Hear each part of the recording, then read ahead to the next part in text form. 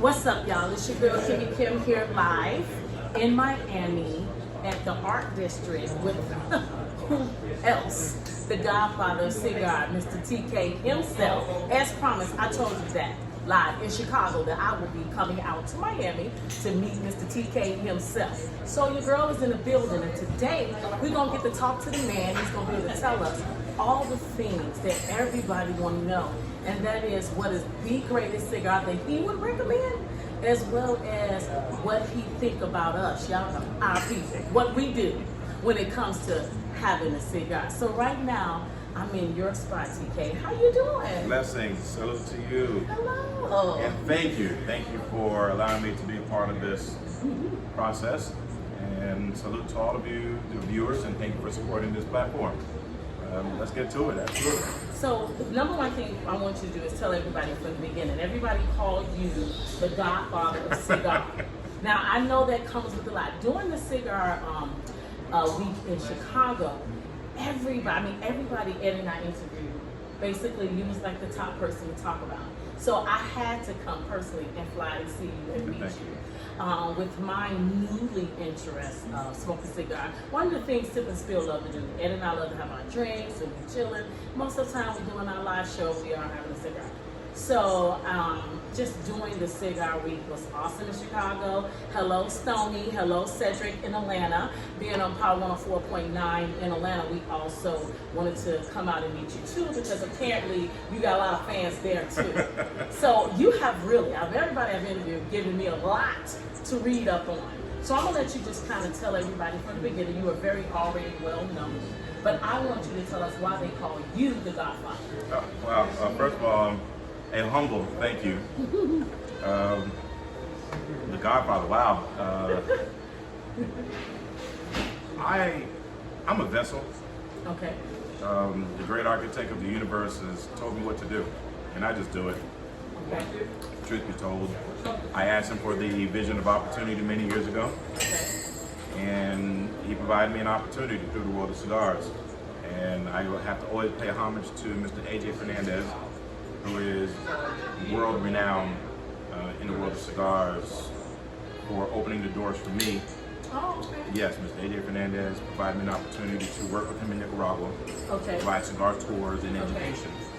So through that platform, I was able to assist others. Okay. And I get a lot of requests for cigar knowledge, but more so from people of color. Okay. And I'm saying to myself, this is beautiful. Absolutely. How can I assist? How can I help? And it just grew from there. So even though I was getting requests for assistance or information, there still wasn't a platform for people of color in the cigar industry or the cigar community to be showcased or highlighted or to have a footprint. Okay. And hence me launching the first Black Cigar Festival in the United States, Black Smoke Miami. Okay. Which provided a platform and an opportunity for Black cigar brands or Black cigar enthusiasts to come together and to be exposed. Hence, that's the term Godfather. Now there's cigar weeks all over the United States. Yes. All thanks to you. Oh, thanks to the man above, and but thank you so very much. And I just love to see the growth. I love to see us engage, because now that means there's more networking. Okay. There's more community engagement as far as what are we going to do in the community, how are we going to enhance our cities, how are we going to collaborate together. And that stick may be from Chicago, or that stick may be from DC, but now we can get that stick from Chicago and DC in certain parts of the United States. And the goal is to get them in various parts of the United States where a cigar consumer will enjoy something that they don't normally see. And that's where the people of color come in. Okay. So that's, in a nutshell, what I love to do. I just love to help people, I really do. Okay. And I was provided an opportunity, and what you do with a blessing, you pass it on. That's right. Now, and reading about you and meeting you and then speaking to everyone about you during Cigar Week of Chicago, everyone was saying to me that you're predominantly the only one here in Miami that they know of. But you told me today during the tour that there's one other person that has a cigar lounge here in Florida. There is the Cigar Lounge, which was started by a good friend of mine, Marcus.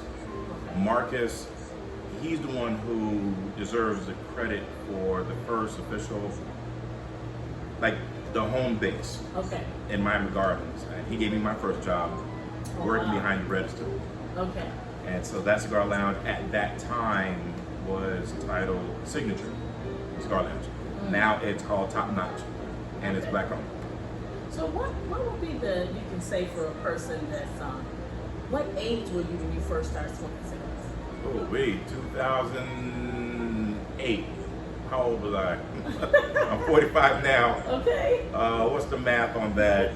My goodness. Okay, so let's just say when you started at that age, did you ever smoke anything else? You know, like people say, well, I would smoke cigars, didn't like cigarettes, and I didn't like that, so I started smoking cigars. So it's like, or they were like, I never smoked anything at all. So, you know, for a person, it's like, I never smoked nothing at all. So for me, starting out smoking a cigar, I loved it. You know what I mean? It was like, everybody had their own thing. Like Ed would say that, you know, he always say, smoke his cigar with coffee. You know what I mean? So there's different things that people do. But wouldn't you recommend to just try it? That's the only way you're really gonna know. Absolutely. When I first started, I didn't know what I was doing. Right. My best friend brought me to a cigar lounge, and forcibly, because I was like, I'm not smoking cigars, ever. Okay. He used to smoke in the backyard, and I used to tell him, I don't want to smell that. Go down the street. He's like, one day you're gonna smoke a cigar. I'm like, not gonna happen. I finally gave in. We go to a cigar shop, Sticks in Dania, a good friend of mine, Rudy. I smoke in Connecticut, the lightest of the light. Okay. And I was immediately hooked. The next day, I dropped $1,000 at the register. Really? I said, give me anything. Give me anything, $1,000 worth of cigars. Anything. Wow. Come to find out, he gave me a lot of infused cigars, chocolate, strawberry. Hey, that's what I like.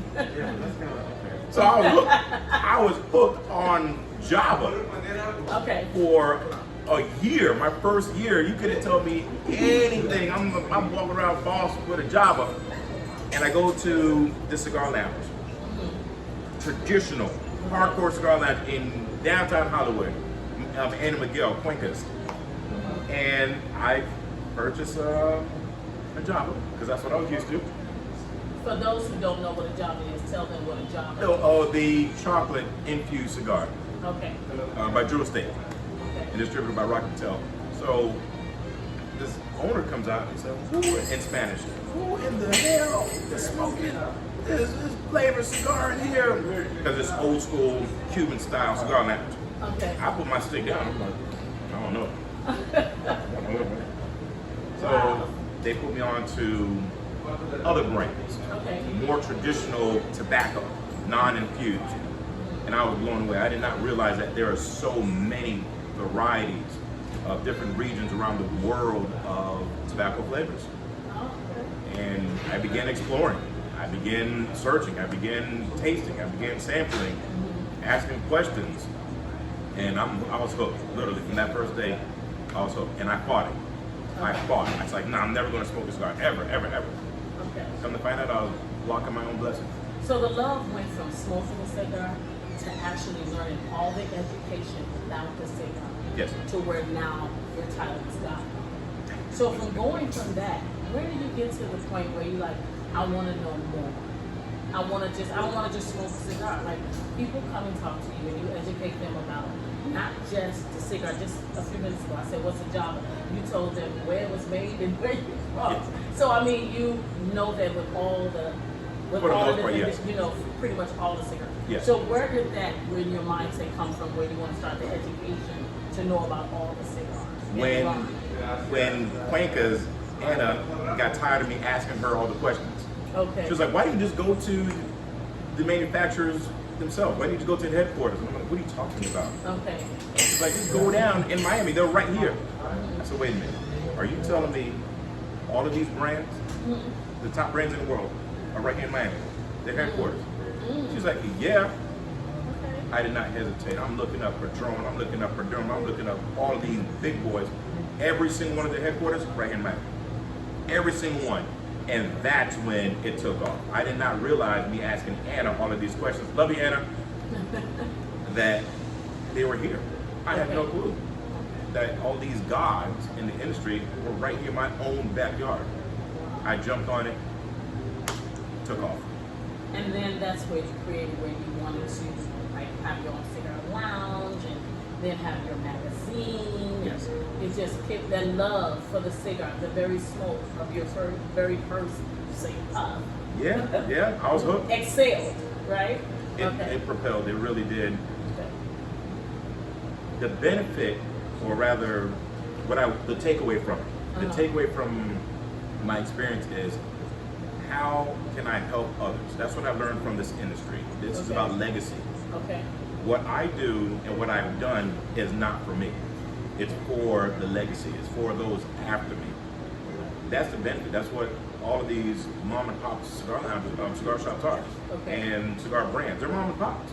Okay. Padron, Fuente, third generation, second or fourth generation. I've learned, hey, pass it on. Okay. Leave something behind.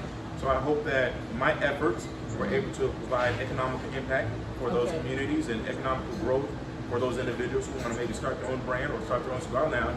Through my experiences and through my knowledge, I hope that they can avoid some of the hurdles that I experienced and they can grow and pass it on themselves. For someone that don't know anything about the cigar industry, they don't know, what would you say is the culture?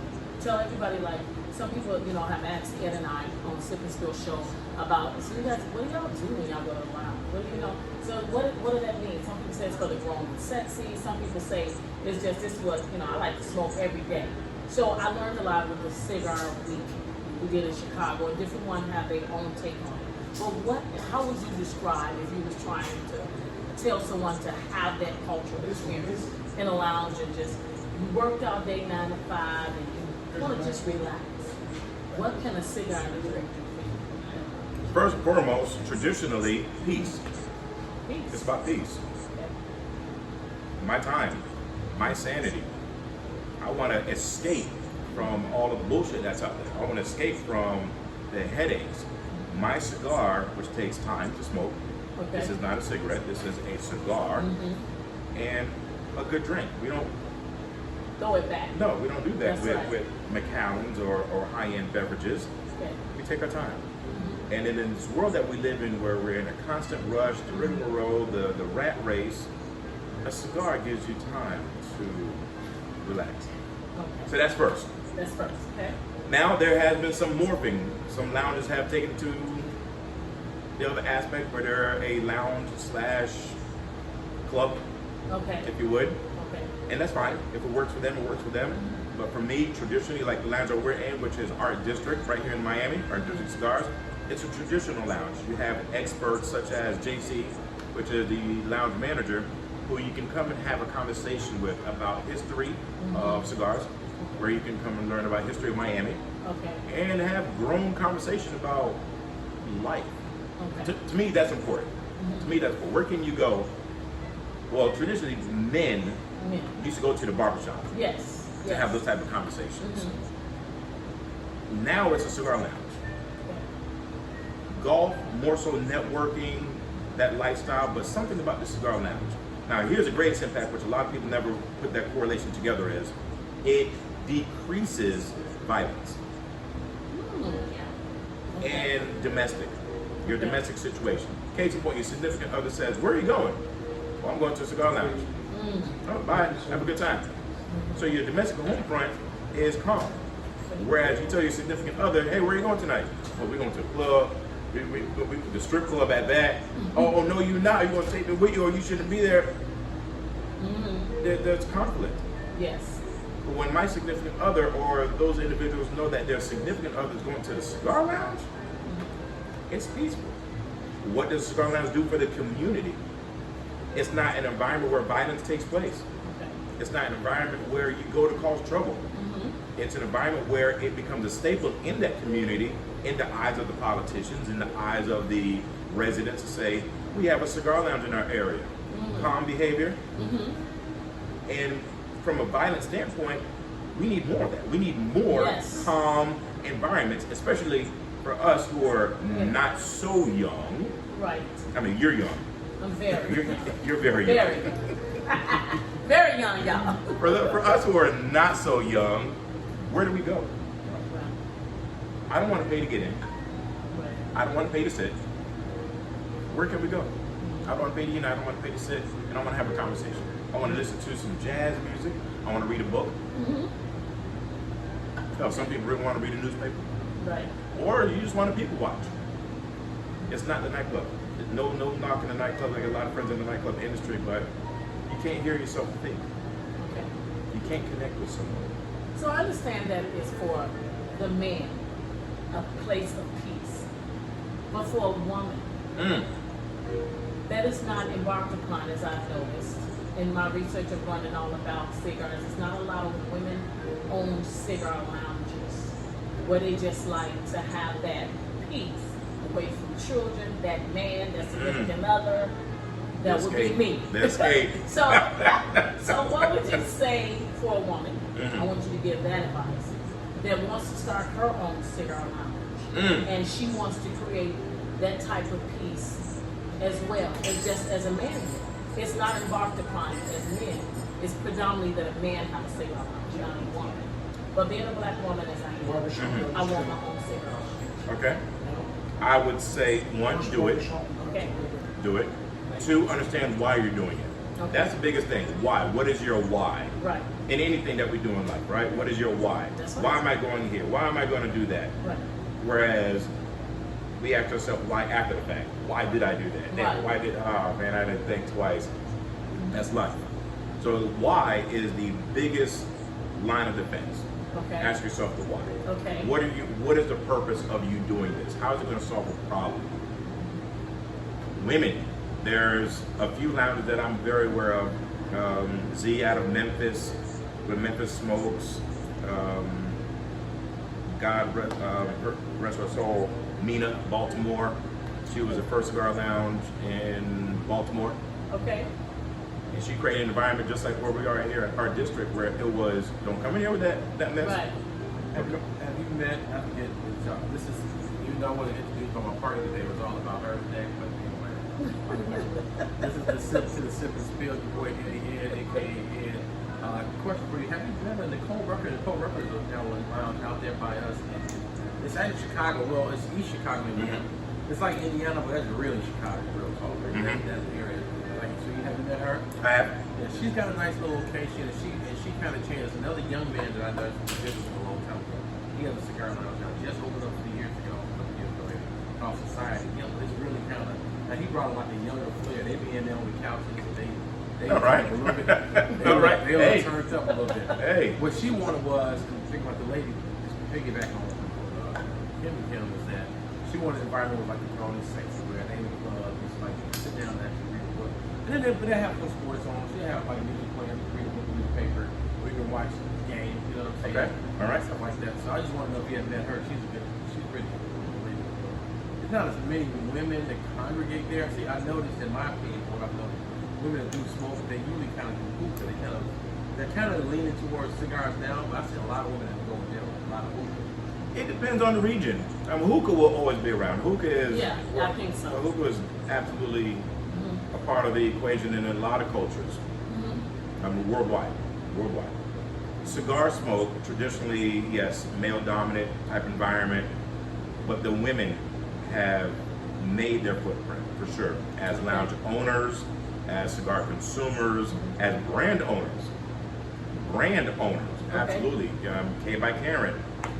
You have Ancestry. You have the young lady Des with Drunken Chicken cigars, and you can't forget about the Treslinda sisters, the twins. Oh, absolutely. And Treslinda is right here in Miami. Okay. Afro Cuban twins who have, and they have made massive footprints in the cigar industry. They have truly are trendsetters for sure. And there's a lot more women that are absolutely doing the thing. Okay. And it's growing. Oh yeah, it's growing. So you definitely say there's definitely room for growth in there for a woman to absolutely start her own cigars, not just bark to just the man. No, I mean, let's take Christine Morgan from Atlanta, who was on the front issue of Black Smoke magazine. Yes. The front one. I have the magazine over there in the corner in my humidor. I'm going to add this to JC while he's sitting down. If he can go in my traveling humidor and grab both issues of the magazine. Thank you, JC. You're the best. So, here at Art District Cigars, the most knowledgeable manager there is. He's very good. I give you that. I met when I first met him. So I'm gonna say this my part. When I met the TK, the first thing I agreed, and this is one thing that I look for when I deal with other first of all, I'm open to embracing other black men, other brothers. And it's just a thing where normally, we all kind of like, well, we side each other up, or we kind of. And my thing is, when I met him, he met me with open arms. He was communicating with Kimmi Kim. And when I met him, he just open armed. He was like ready to educate me and inform me on what to do and how to. And it's just the culture of it. So I got to give him a lot of props. As from a black man to a black man, a brother that's from a brother, man to man. We got a guy that's saying, hey, I'm gonna show you around. I'm gonna give you. I mean, he treated me like he would have treated anybody. Like he treats everyone the same. Yeah, like he treated Kimmi Kim. It wasn't like, oh, she's a lady and be nice, but he was like, I'm nice to both of y'all. And so I got to give you props. I told you earlier on camera how much I appreciated him embracing and being very open and humble about what his experiences are, what he's done, and the things you're looking to do, and how you're looking to help people. So I like that about him. I'm going to put my little plug in or give him his flowers and what we say. I like that. And then JC came in, same thing, came in very, he was almost like, how do you do? What do you need? Hospitable. Very hospitable. Right. Very professional. Very humble. The whole nine. It was very great experience coming in. And so, just to speak on that and make sure I give a man his props and stuff like that. If you guys come to Miami, please come to the Art District Cigar Lounge. Cigar Lounge? Absolutely, Cigar Lounge, yeah. The Art District Cigar Lounge is very, it's got a very vintage, very dope, mature, sexy vibe. And going off of what you were saying, I don't want to, before I forget, I'd be remiss. We were talking about black owned cigar lounges and women. There is, I was blessed to meet Celeste at Joe R Cigars in Long Beach, downtown California. Yes. Black owned, black operated, class. I'm talking about the classiest joint out there. It's been there for a while. She started working, and then when they actually went bankrupt, she took over one of the classiest joints you'll ever see, 2 floors. And I had the pleasure of being there when I used to work for the industry at another company. It is kudos to her and what she's done. Let's go. What's her name again? Her name? Celeste, and it's Joe R's Cigars in Long Beach, California. Long Beach. Okay, that's dope. On here, we get to talk about, so we, and then our Power 4.9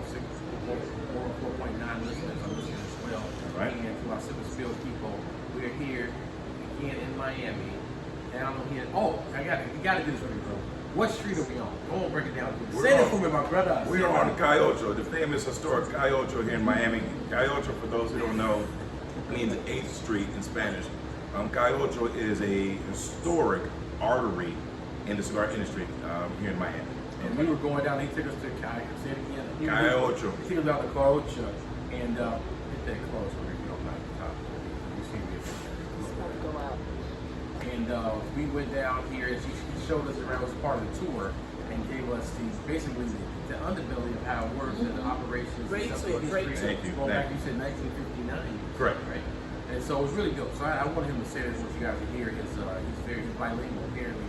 And Trilingual. Trilingual. Haitian Creole, Are you Spanish. Haitian? I heard you Yes. say you were Haitian over there. Yes. All right. That's dope.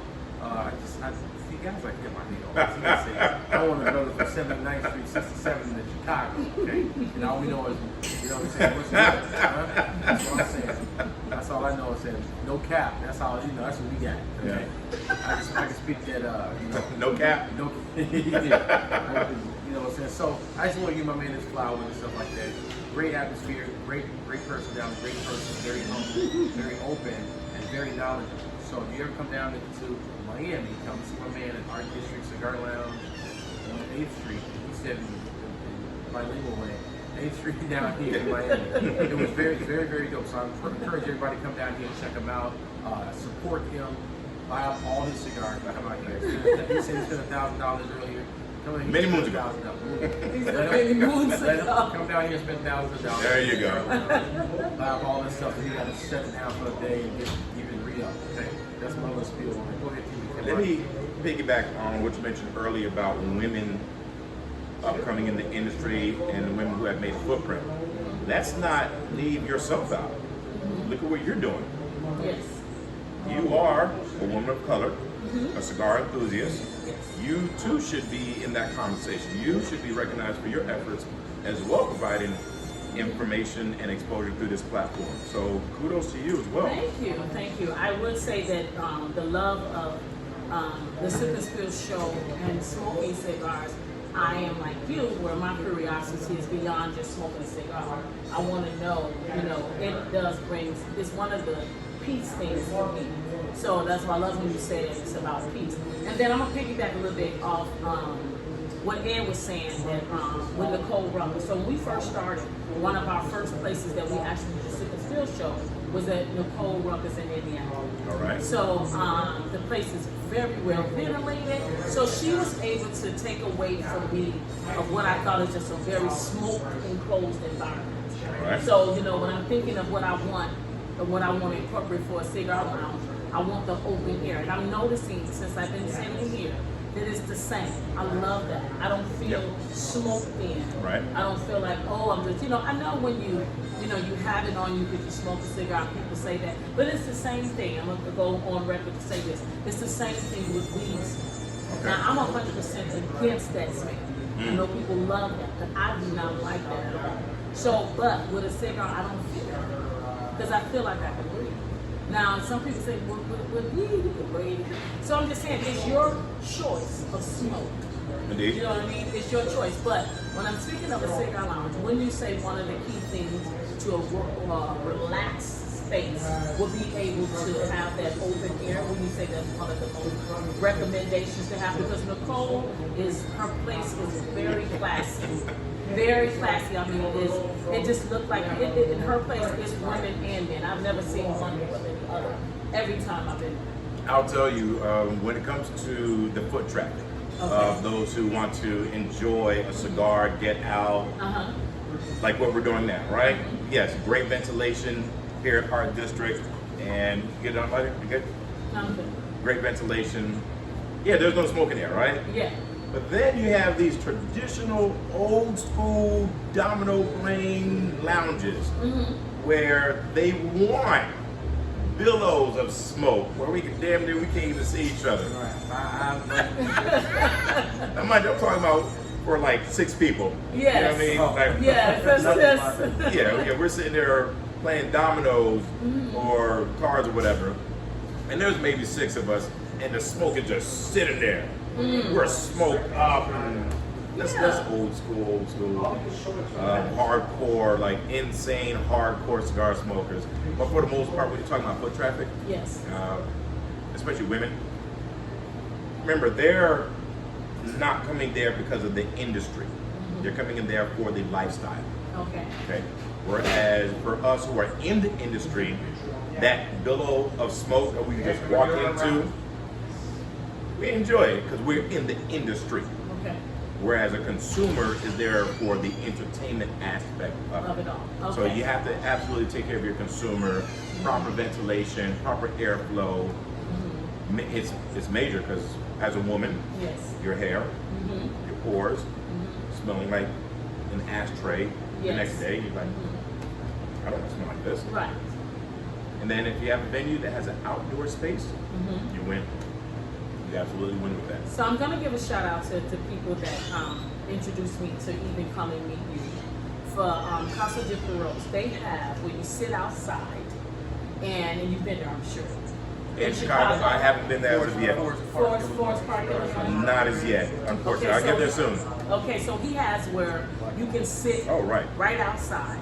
You sit like right sit here. right in front. And the windows, the whole thing is it's open. all outside. So it's like if your window wasn't here, but we all sitting here. Or they opened or whatever. Yeah. They swivel up and fold it and open Oh, that's up. beautiful. I love And that. then he has the old school, as you say, for the 6 people in the back, with the smoke blowing all over. You know what I'm saying? So I like it though to this point. I was like, oh, see, I don't like that part. And then, you go to one place and you go to another. I have been comparing them all, but I like that I can't say 2 different types of things. So I guess in the back is the old school, and in the front is, it's the front. The cloudy room, way in the back, yeah. But the women was in both. And then now I'm noticing, I don't know if you have other entertainments, but they have cigar parties, cigar groups. Sure. One of the cigar groups that definitely introduced, I want to give a shout out to Cedric Johnson. Yes. Big shout out to Fat Ash. And actually introduced me to that group. Coming in and then meeting them at the Cigar Week was absolutely great. Absolutely. So Ed and I will be going to Atlanta We'll be going to see you, Cedric. We're coming at the end of the month, at the end of August. You can get us down there. You get down there. You got to get away. Time permits, sure. I don't put you on the spot. That's what we do. Yeah, time permits. I'll be more than happy to attend. But we'll be down there, and again, I just the Sip&Spill. We want to put a spotlight on the brother that's doing big things. Yes. If you hadn't heard of them, if you have heard of them, either way, bring some love on them, love all of each other, all support and network with one another. Which, like you said, the cigar culture epitomizes that network and vibe, because that's what I was telling Kimmi Kim. I was saying, what do you like to do? I said, because I want to buy another property, and I want to buy a property when we move south to Chicago. Okay. And I want an area where I can just be. I want some area of some woods, tripping or whatever, a few acres, but I want it somewhere in the land. I won't be by a creek, but my biggest thing is I want to music. I want to have my cigar outside. All right. Look at nature, whatever. This is why we have a bonfire or something like that. So when I think of cigars, it's exactly what you're saying. We have a conversation. We get a gentleman like this guy who's very sharp, wise, has experience. He can teach me certain things. A guy like you can say, let me tell you how to do this, how to do that. And so you get to learn those things. And so that cigar epitomizes getting more information, networking, chilling. Absolutely. Just chilling, no violence. And then the same thing you're saying about domestically. You're not where you were. Now we might not be honest. Kim knows me very well. And we might be able to listen. Now, girl got a nice ass. You may talk your stuff as a man and be whatever, but she know where you at. Now I know, well, I'm not involved with that, but this guys that kind of use cigar line or something else is a little, I don't know, maybe, but it definitely does epitomize having a very chill vibe and positive, and a very chill vibe and knowing where you are when it comes to your Absolutely. Yeah. It's really good. Really good. I love it. That's my two. But I'm gonna say this, because I'm not all about the women and the men. So women also like to go to cigar lounges. There's a list, and I was gonna share that. I was waiting to do this with you to share. There's a list that says where can you meet an intelligent man that got himself together. Okay, where when women are looking at all these dating sites. Okay, they're not talking about men that's married or have a relationship. Just a single man where he liked to go to. And the topic was being a man that works and he wants to go to these top cigar lounges. So there was 10 that were stated, none of them are black women. That bothered me. And that really, really bothered me, because I have really two good friends. It's like, hey, you always you see a lot of different men and this and that. And I'm like, every last one of those cigar lounges is not of my race. So I wouldn't be there. But that's not something that I have experienced. So on the Sip&Spill show, everybody that knows Ed and I are very supportive in our people and supporting them and uplifting them. I really don't like to do anything celebrity. I like to do people that we just simply don't know that is a celebrity in their own right, such as yourself. So I like to bring light to that. All right. So just as Ed was saying, it's also for the women that has grown, really grown, as myself. And if you want to meet someone, that is this place. So that's kind of, for me, where I want to create that. You know what I mean? And put the light on the men that is actually doing it. So you said, I read this, what you wrote. You were saying that Atlanta has the most black-owned cigar lounges. Right. Okay, so I know I'm not going to be able to get to all of them. Eventually, I will. All right. My word is bond. But I will say this. I am going to be there at the end of this month. I'm going to Cedric Guns. Got to go see my guy first off. But what is ones that you would say you would recommend for me to go to? Oh, wow. So you can give them a plug. So when I get there, I can say, the Godfather himself sent me to and you. Just a disclaimer, it's a chart to his heart, not to his head, because sometimes he's missing. We're asking specifically. He's probably thinking about who we are, and that's all he's saying, based on who we think we would like, okay? Not just Dolly good enough. Wow. Disclaimer, right? That's a good disclaimer, yes. Okay. Yes. Because I don't want you to miss nobody, and it becomes some, I tell you, in Atlanta, you definitely have to check out my good friend and mentor. Lounge is titled Life and Times. Life and Times. Life and Times. Where's he located? Lithonia. Okay, Lithonia.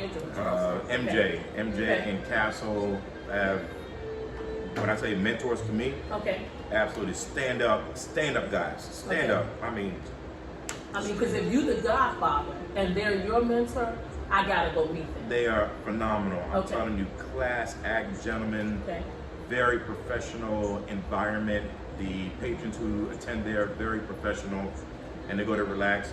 And I'll even put it, Cigar Lounge of the Year, the Cigar Lounge of the Year, Tommy, in Dallas, Sonoma Lounge in Dallas, in Cedar Hill, Dallas, #1 Cigar Lounge of the Year, Tommy. Black owned, yes. You also have Aficionado cigars. Aficionado in DC. I go down the list. Class act. In Atlanta, you've got Sip&Spill, run by Thomas. Up and coming, nice, neat, great guy. So, yeah. There's a lot of them. In fact, not to cut you off, JC, but in fact, data. Just to ask that question, how many lounges are in this state? How many lounges are in that city? Or people of color, black owned, right? Right. So I am collecting that data as we speak. Yes. I am collecting data. As of now, I have 73 black-owned cigar brands on this list that's going to be published every January. So it's going to be the perfect database. It's going to be the perfect directory to say, well, I want to know how many black-owned cigars are out there. I want to know how many black-owned lounges are out there. I want to know how many black-owned lounges are by women. Right. I want to know how many black-owned lounges are veterans. All of that data is being collected as we speak. And for those viewers and listeners, if you want to add to that list, please feel free to go to Black Smoke Magazine and .com and add your company or your friend's company or someone that may not be familiar with this data collection process going on right now, and get on it. Because once it's published in January, it won't be published until the following January. So I am doing a census report on people of color in the cigar industry. Okay, real quick, Kimmi Kim, I don't know if I'm going to let you finish. I'm going to make these quick statements. You finish up, and then I'll bring this out. One question to you, if you could do this one last time, I know you just gave us data at the website. Give me any information that you want them to know, to contact you, to support, to patronize you. What information would you give them now? How do they reach you? How do they support you online, in person, even the address and location here? Break it down to us right now on Kimmi Kim. All right. That was it. BlackSmokeNation.com. Black Smoke Nation is my platform that has it's a consolidation of all my companies, all in one place. So if they want to learn more about cigars, get Cigar Educated, it's on Black Smoke Nation. If they want to pick up an issue of Black Smoke Magazine, Christine Morgan out of Atlanta. She owns a cigar lounge in Atlanta, and she owns the largest mobile cigar lounge right now in the United States. Christine Morgan, phenomenal queen. And then on issue number 2, Eric Bay, a brother out of Chicago. My frat brother, Nope. And he is making history with his cigar brand. So this is absolutely a movement in itself. The first and only black-owned cigar magazine in the industry. So this can also be found on Black Smoke Nation as well. So BlackSmokeNation.com houses information, data, magazine, and if you want information on where can I buy a black-owned cigar, whether it's a woman or a man, BlackSmokeNation.com. Okay. All right. So for me, I would say that is a mic drop. That's what we wanted to know. I thank you so much for sharing all this knowledge. Do know I'll be calling you again with more knowledge and going down that list. Now, I want you to tell me this. Okay. When that list comes out in January, you collecting all this data, just put right next to the ones that I can add to my show that I can go visit. Just Absolutely. So I want to say thank you to Stoney and Cedric for telling me to come and meet you. You got to thank them. My Chicago family. Yes, Chicago family, thank you for all that you do. And congratulations.